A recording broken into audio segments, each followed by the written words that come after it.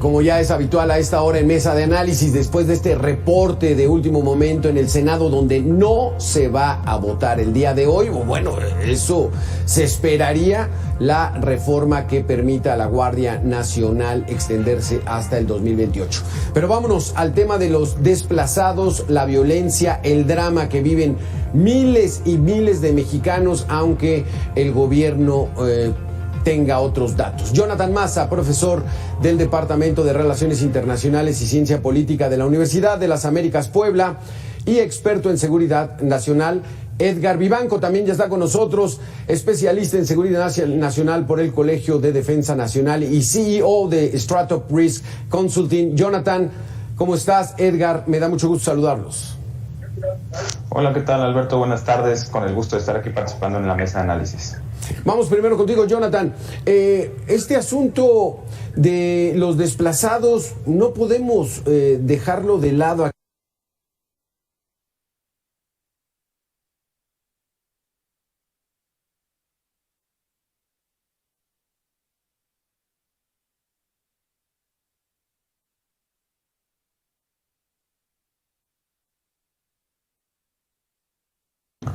No, el problema es real, tanto así que ya hay datos no oficiales, sino por organismos internacionales como la propia Agencia de Naciones Unidas para los Refugiados, que también lleva labores sobre desplazamientos internos en países y también ya está trabajando en algunos casos con desplazados internos, aunque todavía no se trabaja de manera oficial por parte del gobierno mexicano y tenemos cifras que nos muestran que es una realidad esta grave problemática. Casi ya para estas fechas estaríamos llegando por arriba de los 380,000 desplazados en México desde que se lleva algún tipo de contabilidad o estadística en los últimos décadas.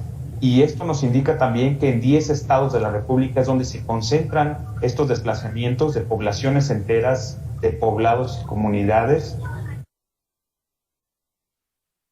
y sobre todo en los estados de Chiapas, Chihuahua, Sonora, Durango, Nayarit, Zacatecas, como ya lo mencionabas, Michoacán, Guerrero, incluso ya Quintana Roo, y bueno, y el drama, y Tamaulipas también. Sí. Y el drama cada vez es más crítico en estos estados, en donde incluso pues comunidades enteras tienen que estar regresando continuamente, enviando a algunas personas para ver si ya pueden regresar a vivir a sus casas, retomar sus actividades.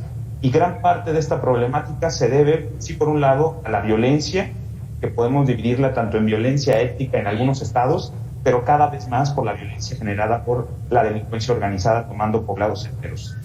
Jonathan, que entiendo que es muy difícil para los medios de comunicación, para las propias asociaciones civiles, tener un censo real de cuántas personas han sido desplazadas por la violencia. Y si no hay voluntad política del gobierno de hacer un censo verdaderamente confiable, pues no sabemos cuántas personas han sido desplazadas por las bandas criminales. Sí, es correcto. Esta dificultad que tenemos en México de no contar con cifras oficiales, pero sí hay que resaltar que ya hubo un primer paso por parte de la Secretaría de Gobernación, especialmente de la Subsecretaría en materia de derechos humanos, en donde por primera vez el Estado mexicano está dando pasos a reconocer el desplazamiento interno forzado. Y esto nos va a dar pauta a que posteriormente el propio gobierno genere las estadísticas necesarias que aborden la problemática y podamos tener un censo oficial y de las entidades y de los desplazamientos. Le doy la bienvenida a Jonathan, vamos a darle la bienvenida a Edgar Vivanco, CEO de Stratop Risk Consulting. ¿Cómo estás, Edgar? Gracias por estar con nosotros. ¿Qué tal? ¿Cómo estás? Un saludo para ti, tu auditorio, y para el maestro Jonathan.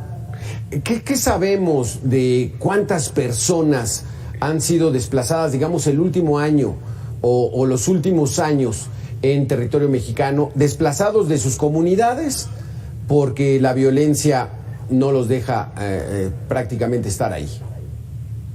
Mira, las cifras, como ya te las mencionó Jonathan, va por ahí de las 380,000 personas. 80,000. Tenemos algunos verdaderos, 380,000. 380,000. Tenemos algunos dramas, quiero mencionar dos en específico. Uno es en San Fernando, Tamaulipas, donde durante uno de los periodos de peor recrudecimiento de violencia en el estado, el municipio quedó completamente abandonado, y no fue sino hasta hace apenas unos 2 o 3 años que se reinstauró una presidencia municipal y los pobladores de a poco han ido regresando a San Fernando, Tamaulipas, y todavía con el miedo de que la inseguridad los vuelva a expulsar de lo que son sus domicilios, sus hogares.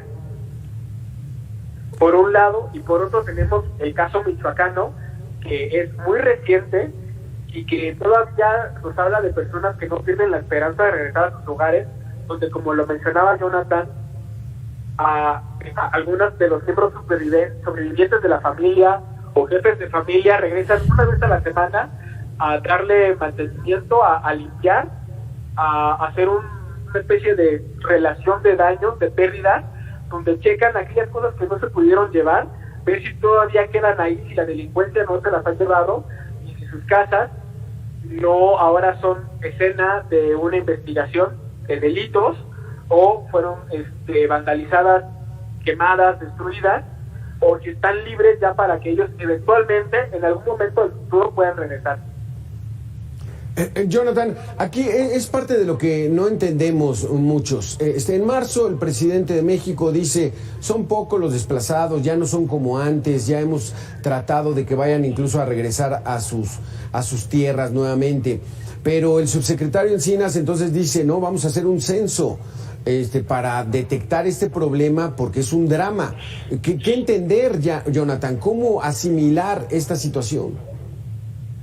Bueno, por un lado yo creo que hay que comprender que la narrativa que quiere impulsar el presidente Andrés Manuel López Obrador es de tranquilidad, sobre todo porque ha sido uno de los grandes problemas de su gobierno el asunto de la seguridad y los desplazados internos en estas poblaciones que acaba de mencionar el maestro Edgar y también que comentábamos hace unos momentos, pues tienen que ver sobre todo con delincuencia organizada y eso impactaría profundamente la narrativa del gobierno. Y por otro lado me parece que también hay estas contradicciones explícitas, claras, a través de la Subsecretaría de Gobernación y Derechos Humanos, pero porque es una realidad innegable. Y también hay presiones internacionales de agencias, como ya mencionaba, como ACNUR, Refugiados, y de otras organizaciones o agencias de Naciones Unidas, que están llevando la contabilidad sobre los desplazados. También no hay que descartar los informes periodísticos y la labor periodística que realizan en terreno muchos periodistas que están dando a conocer y sacar a la luz los hechos que están sucediendo en diferentes lados del país. Entonces me parece que por un lado es hacer una contención de daños oficial a través de la narrativa, pero la realidad cada vez es más fuerte y que incluso no es un fenómeno que se haya dado específicamente en este gobierno federal, sino que ya viene incluso de gobiernos anteriores. El gobierno de Enrique Peña Nieto no quiso reconocer este problema y parece ser que al menos de la voz del subsecretario Encinas se está impulsando reconocimiento y tratar de darle una solución, que es lo más importante. ¿Qué opinas de esto, Edgar? ¿Qué sería mejor? ¿Reconocer el problema para darle solución, hacerlo visible, o seguirnos manejando con esa idea de que está todo muy bien? Que incluso se dice el presidente, yo siento que la violencia y la inseguridad va mejorando. ¿Qué opinas, Edgar? No, por supuesto que el primer paso para darle solución a cualquier problema, a cualquier nivel, es reconocer el que se tiene el problema. Este paso que da el subsecretario Encinas es estratégico, es clave para iniciar una serie de políticas públicas que permita no solamente conocer el número de desplazados que tenemos, las razones por las que se van y las estrategias para hacer que vuelvan, porque no únicamente se trata de solventar los problemas de inseguridad, sino es reconstruir las estructuras económicas locales que permitían que ellos pudieran vivir en ese lugar y ser miembros productivos de su sociedad, del Estado y de la sociedad mexicana. Ahora, yo quiero agregar algo al comentario del maestro Jonathan, y es que el presidente Andrés Manuel hace estas declaraciones para vender un mensaje de calma y de paz en uno de los temas que son más críticos y criticados de su gobierno, pero quiero señalar que la seguridad pública no es responsabilidad principal del presidente de la República, es de los alcaldes, presidentes municipales y gobernadores proveer seguridad pública a sus comunidades. Ellos son los encargados de velar por la seguridad pública. Exacto. Pero aquí la situación está, y en este momento vamos a tener que interrumpir la entrevista, porque la apuesta, la estrategia del gobierno federal, que es del presidente, es aventar la Guardia Nacional militarizada, extenderla hasta el 2028, y entonces no están fortaleciendo los municipios, las policías estatales. Rápidamente, Jonathan, ya regresaron, al parecer ya la iniciativa Guardia Nacional no va a discutirse el día de hoy. Un comentario último, Jonathan, por favor.